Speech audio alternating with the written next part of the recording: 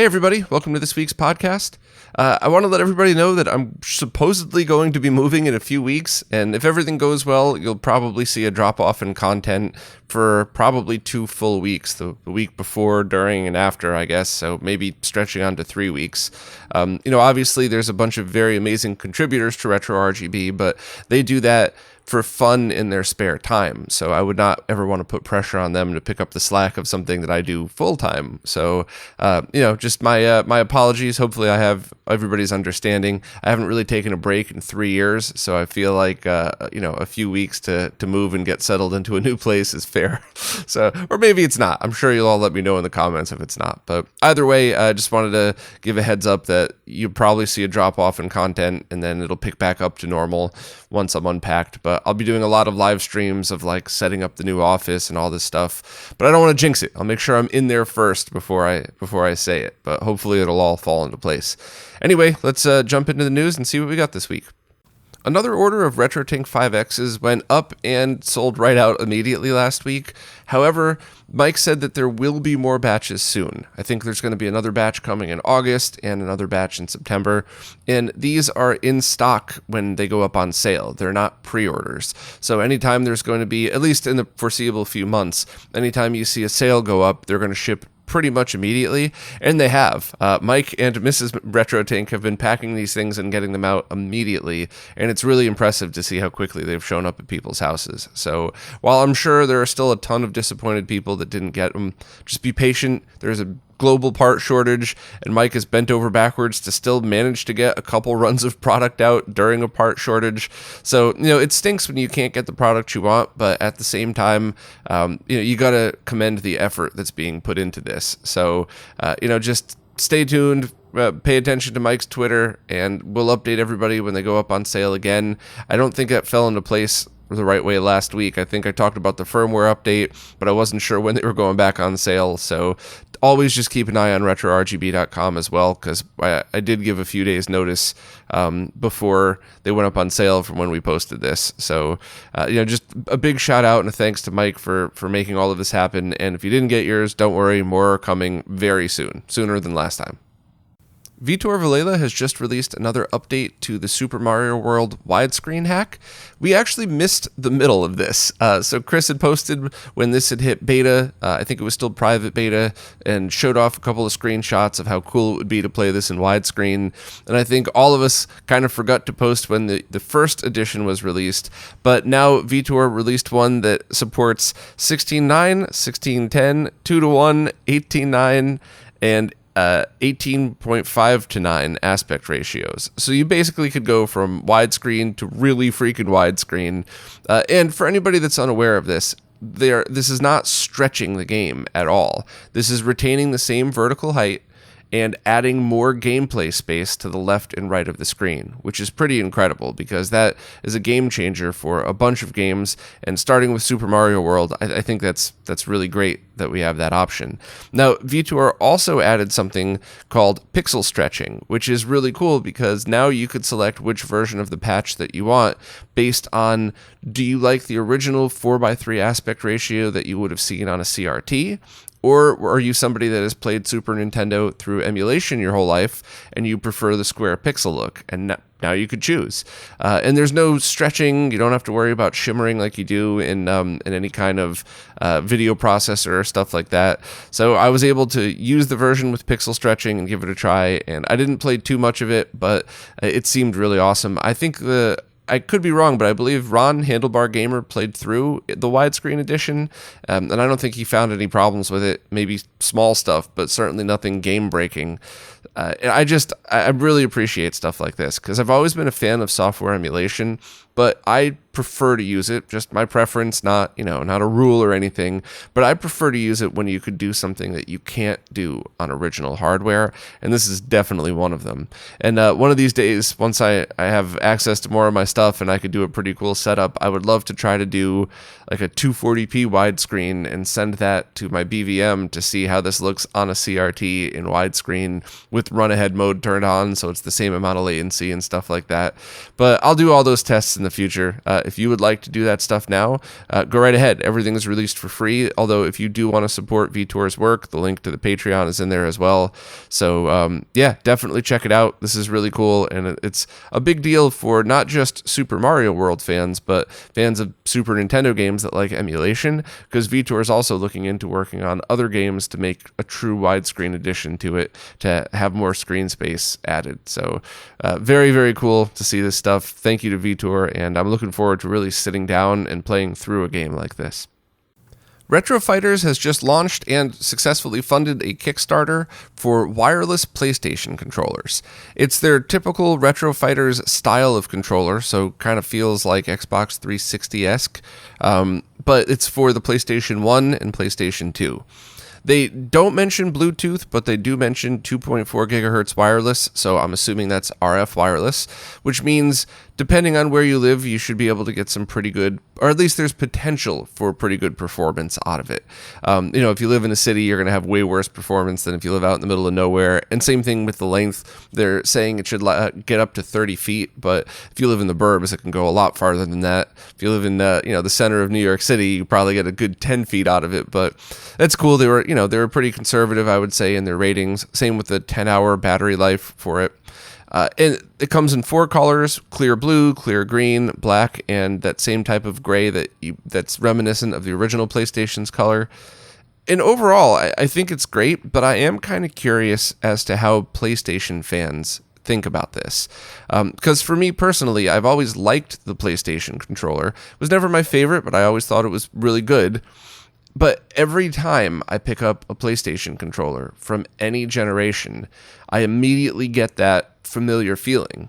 So you don't have to learn where new buttons are. You don't have to learn how to hold your hands different. And, obviously, even though the PlayStation 4 and 5 controllers are a far evolution from the original PlayStation 1 controller, it's that same kind of muscle memory. You could have somebody that grew up on PS3 grab a PS1 or PS5 controller, and it's only a few minutes to adjust. So I'm wondering how hardcore PlayStation fans are going to think about this. Is it just a cool idea to have a wireless controller rather than just buying a cheap extension cable for the existing controller?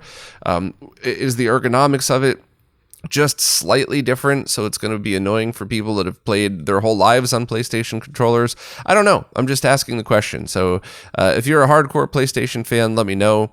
For me personally, anything I have muscle memory on, I definitely would prefer that. But I'm not a pro gamer. I'm barely even good at games. I don't even know if I would call myself good at games at all. So, but I don't think that really matters. I really just think it's more of a feel and an interaction, right? Because a controller is supposed to be an extension of yourself. So I'd love to hear everybody's feedback on what they think. But either way, Retro Fighters has had a pretty good reputation for delivering on their Kickstarters. They've been late on some, but they've always delivered. They've never taken anybody's money and walked away. So I would feel comfortable supporting this one if you wanted one of these.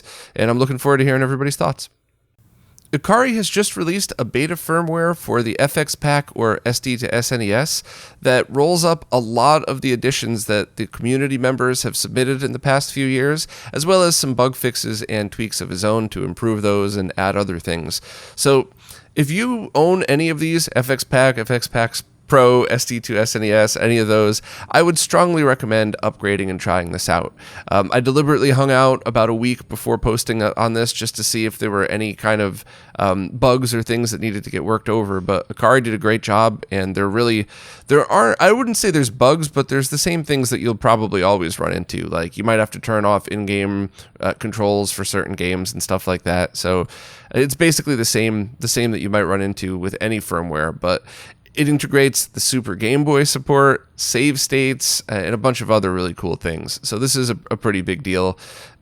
Also, if you want to try this firmware and for whatever reason, something doesn't work, all you have to do is take the current SD to SNES folder, rename it like _original or old or today's date or whatever, download the new one, and if you need to go back, delete the new folder, rename the other one back to SD to SNES, and reboot, and that's it. So it's perfectly safe to switch between firmwares on this. There's no locking or anything like that. So I would absolutely give it a try. There are a ton of additions, so I didn't even bother putting those in the post here. I just I would suggest you go right to Akari's post on his blog. The one thing that I did think it was cool enough to show was just that, and I know this is something that's been available, but I just wanted to reiterate this. You could have a Super Game Boy 1 border, but run it at the clock speed of a Super Game Boy 2. So if you're a fan of the original borders or you want that nostalgia or anything like that, you have the ability to do that, to switch between them. So I thought that was pretty neat. Just make sure to put the Super Game Boy 1 _boot.bin and _SNES.bin, Super Game Boy 1 and 2 right in the SD to SNES folder. So that's basically like the BIOS files and stuff like that, which are the things that we're not allowed to link to. So just do some creative Googling and you should be able to take care of that, no problem. And of course, if you want to hear directly from Akari, please check out the interview we did a few years ago. Very awesome person. I had a great time talking to him, and I'm so appreciative of all the work that he's done. So if you own an FXPak or an SD to SNES, it's an exciting day. You got all of those awesome features rolled up into one firmware. And although Akari is calling it beta, it seems pretty stable to me. Voltar and I just did a live stream testing 2 products from HD Fury, the Vertex 2 and the Diva. And I'll start out by saying these are pro-level products. These are not things every retro gamer would need, but they are products that I wanted to test to see how I could integrate their features into a setup and if it was something that some people might benefit from. And the good news is it didn't seem to be affected at all by odd timings from the open source scan converter. It didn't add any lag at all.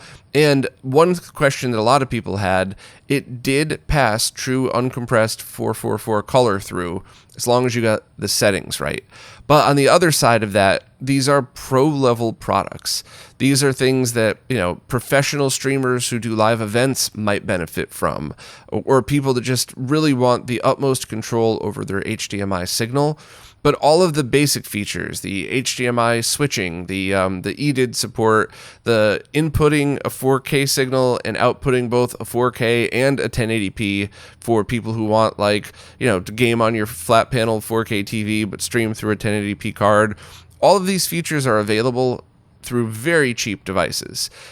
So I would only look into these products if you need all of these features combined in one setting that has a really cool web interface, where if you need a full control interface, that's what you want. If you're looking for an HDMI switch, this is not what you want. So, they are pretty expensive, especially if you consider you want to buy an AverMedia Live Gamer 4K to support 4K capture. That's going to be cheaper than buying one of these to support 1080p downscaling. There are $30 boxes that do that.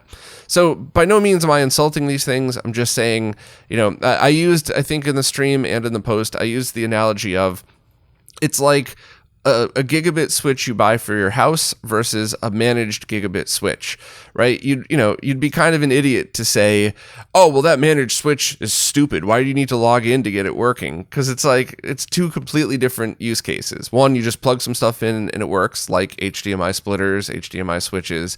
And the other one is designed to be in a pro environment where you control every port, every aspect. And I feel like that's what these are. So these aren't going to be for most people, but the people that do need them are probably going to love these things. So I don't know if I'd recommend watching the live stream, but I would recommend at least checking out the post.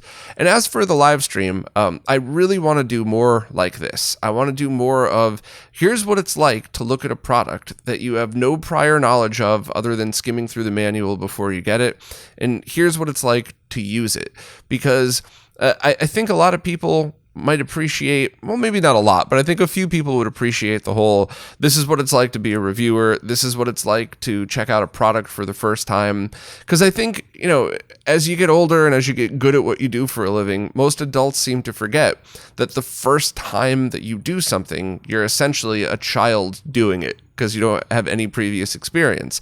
And of course, Voltar and I took the time to severely make fun of me for the simple basic mistakes I was making, which made me laugh very hard, and I certainly appreciated the lightheartedness of it. But I think it's really cool to see a view into what it's like to start something for the first time. And it also does kind of crack me up, because I've talked to many people over the years that are like, I'm making this up, by the way, but well, I know more about lag than you do because I have a PhD. No. You know a lot more about whatever it is that you have a PhD in than I will ever know, but just because you have a PhD in astrophysics doesn't mean you're an expert in everything in the whole world. And I've run into a lot of adults that kind of forget that every time you learn something new, you know, you're starting from scratch. So I'm very happy to make an ass of myself in these streams.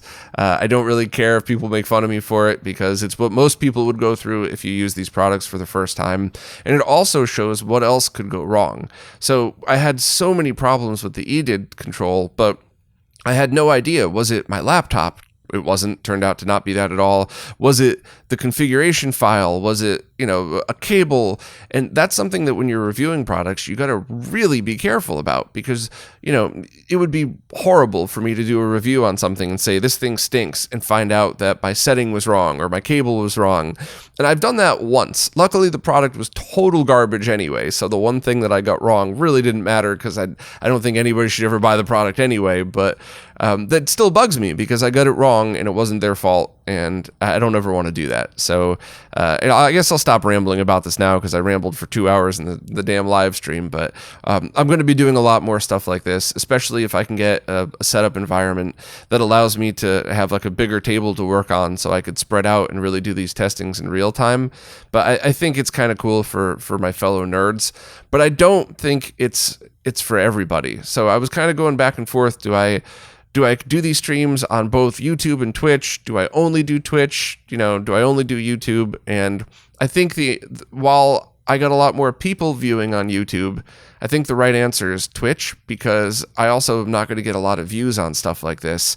And I've already seen live streams start to kill the algorithm a little bit, even more than they've already banished me to. So I think Twitch is the answer, but I will always listen to any of your feedback. Unless it's Twitch is stupid, it's for, you know, Twitch is for assholes. No, I'm not listening to that. But if you have a real answer and a real suggestion based on your thoughts on where I should be streaming, please let me know. I'm all ears. But I feel like going forward, maybe for things like interviews that would stay on YouTube anyway, I could do that on both. But I think for stuff like this that might not even turn into a video, I think Twitch is probably the right answer. But I'm all ears, whatever suggestions you all have.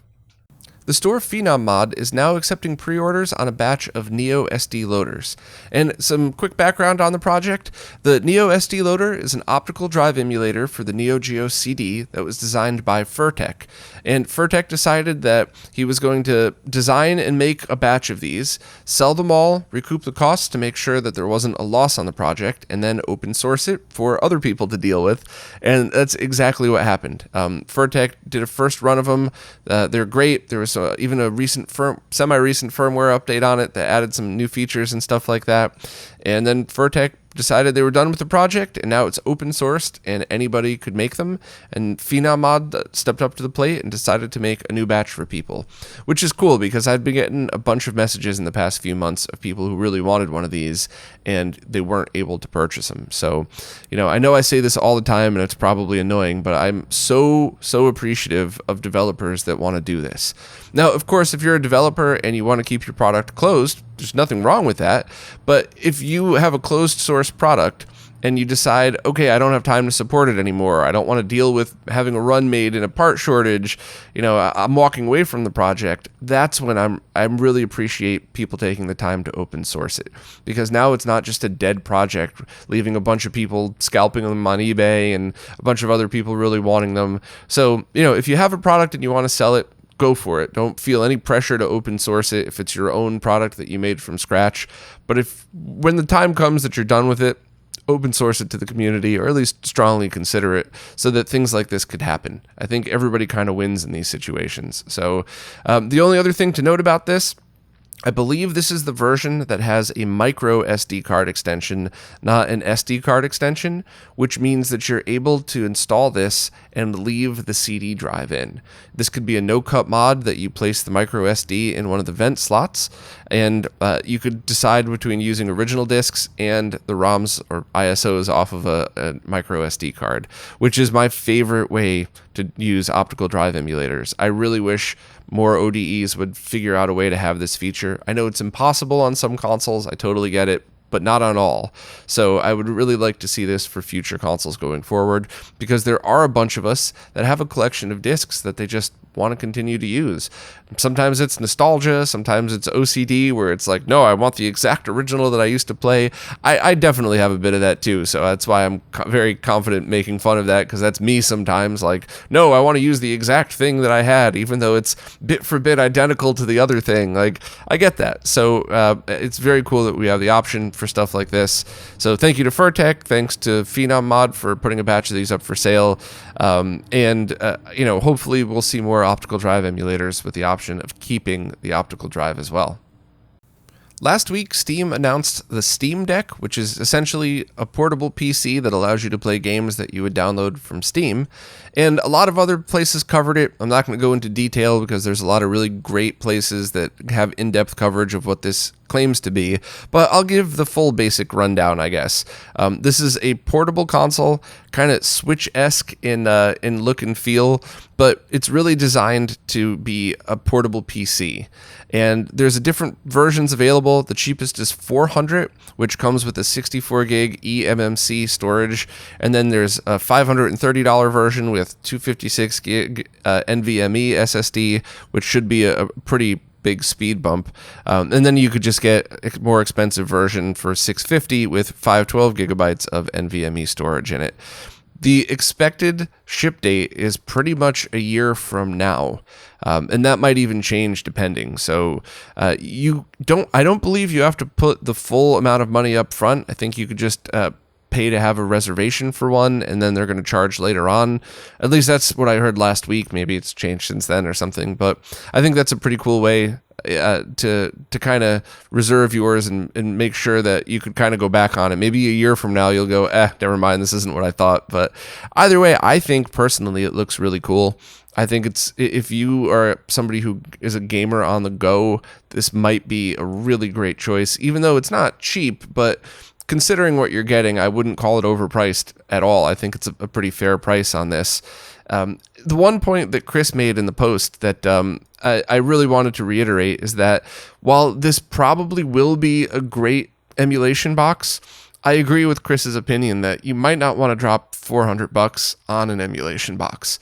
I mean, yes, it'll probably run Dolphin really well, which is great, but if you just wanted a handheld emulation machine, there's much cheaper things that you could pick up. Even used devices out there that were more expensive that you could probably turn into a very cool and very capable emulation box. But if you're going to buy this for PC games, then it would also be a great use for that as well. So, definitely check out the post if you want more info and links to the full specs and info on the device itself. But overall, I think it's really cool. I'm not so much a handheld gamer. I really prefer the rare times I get to sit and play. I like a couch and a big TV, but I do see a huge audience for this, and I think it's probably going to be a good seller. Well, not probably. Their servers crashed for quite a long time when they opened pre-orders on these, so I think it already is a big seller, but I guess we'll have to wait a year to find out how it actually performs, but we'll see. Last week, I did a stream with Tianfeng that tested a brand new Genesis console, and I really wanted to talk about it now, even though the video's not done, because we found a problem that wasn't even really a problem. So I'll give the quick rundown, and then I'll explain what I mean afterwards. But I wanted to get this info out for anybody that caught the stream and might have thought, oh no, I bought one, is it bad? Or I don't want to buy one, there is no problem, or it might be a very small problem. But allow me to explain. This is a Genesis console that is a brand new motherboard designed from scratch that uses new old stock Genesis on a chips. Now, this is the same chip that's in the Genesis Model 3 that does not support 32X or Master System and can never. It's not built into the chip at all, which is fine. That's not a requirement for this. However, it does support Sega CD via ROM carts, not a real original Sega CD, and it does support all Genesis games. The video output on RGB is crystal clear, no jail bars. The video output on composite video is impressively good. I have never seen a Genesis look that good with composite.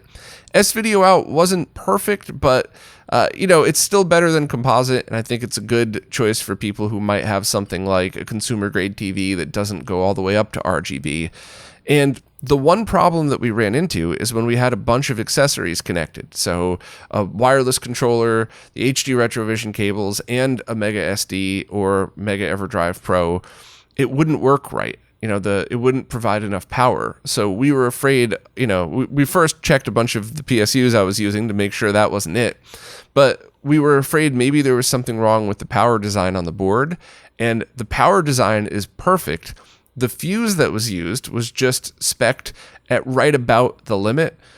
So that's the only problem. And in fact, I think this is a good thing because the designer of this product went a step further because there are no fuses on original Genesis products. So I personally, I know everybody's not going to agree with me, but I personally think that erring on the side of caution, adding a fuse for protection, and then realizing, oh, I probably should have spec'd a higher amperage fuse, I think that's a good thing because they were really looking into making this product as robust as possible, as, and to really support all of these different use cases.